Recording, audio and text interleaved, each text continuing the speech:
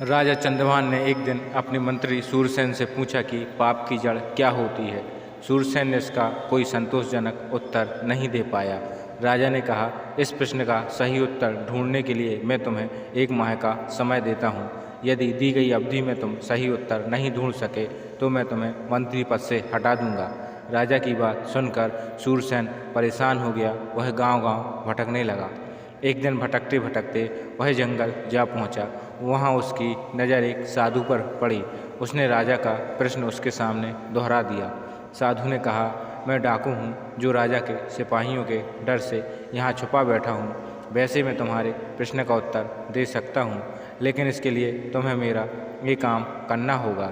सूरसेन ने सोचा, काम चाहे जो भी हो, कम से कम उत्तर तो मिल जाएगा।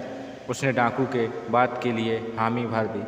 इस पर डाकू ने कहा, तो ठीक है, आज रात तुम्हें नगर सेठ की हत्या करनी होगी और साथ ही उसकी सारी संपत्ति चुराकर मेरे पास लानी होगी। यदि तुम यह काम करने में सफल हो जाते हो तो मैं तुम्हें प्रश्न का उत्तर बता दूंगा। सूरसेन लालच में आ गया। उसने अपना पद जो बचाना था, सूरसेन इसके लिए तैयार हो गया और जाने लगा। उसे जाता देख डाकू ने कहा, एक बार फिर सोच लो, हत्या और चोरी करना पाप है।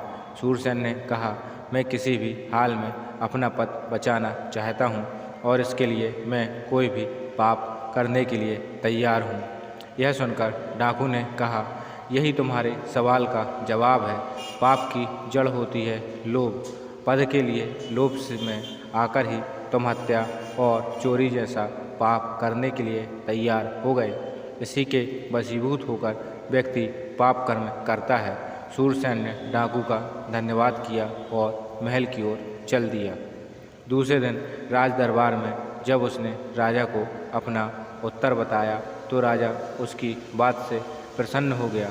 उसने मंत्री को ढेर सारे स्वर्ण आभूषण देकर सम्मानित किया।